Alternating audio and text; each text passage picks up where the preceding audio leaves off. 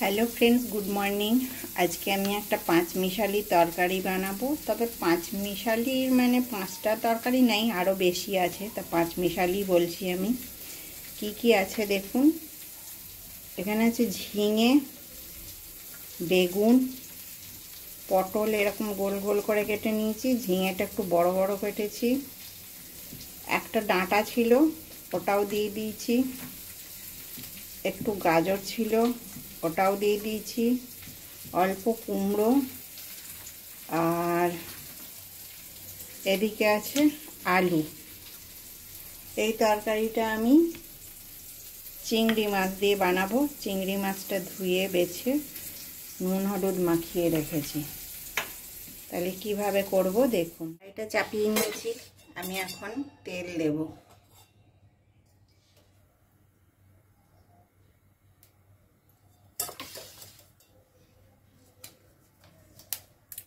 আমি একটুখানি তেলের ওপর নুন দিয়ে দিলাম, এবার আমি ছেড়ে দেব। চিংড়ি মাছটা ভাজা হয়ে গেছে, আমি তুলে নেব।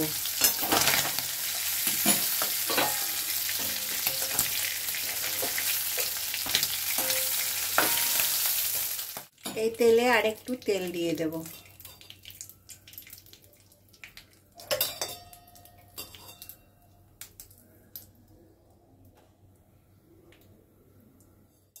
আলুগুলো আগে একটু ভাজবো। এবারে আলুটা ভাজা হয়ে গেছে, আলুটা তুলে নেব। ওই তেলেই পটলগুলো একটু নেড়ে নেব।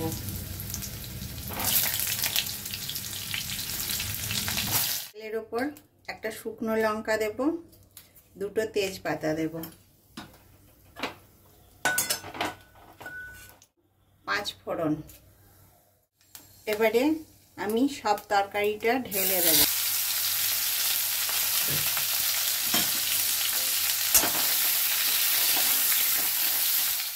এবারে আমি এর মধ্যে আলু আর পটলটা ভেজে রেখেছিলাম দিয়ে দেব।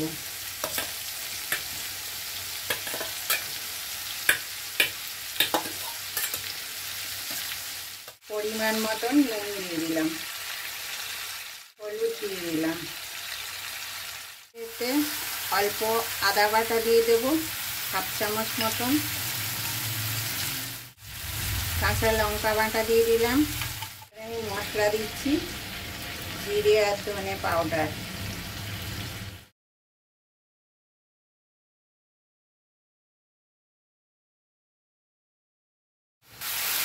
এটা কষানো হয়ে গেছে, এখন আমি এতে জল দিয়ে দেবো সেদ্ধ হওয়ার জন্য।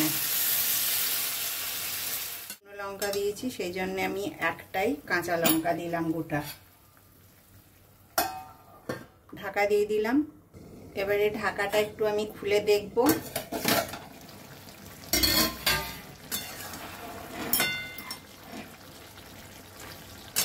তরকারি প্রায় সেদ্ধ হয়ে এসছে। এখন আমি চিংড়ি মাছগুলো দিয়ে দেব।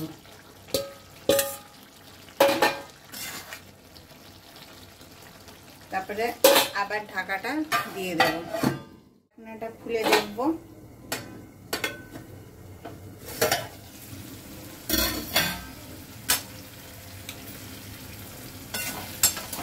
সব কিছু সেদ্ধ হয়ে গেছে।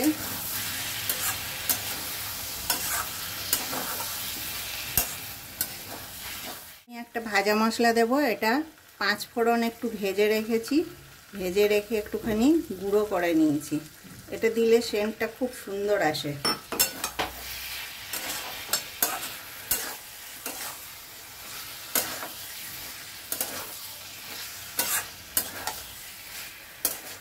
এই তরকারিতে একটু মিষ্টি দিতে হয়, মিষ্টি দেব।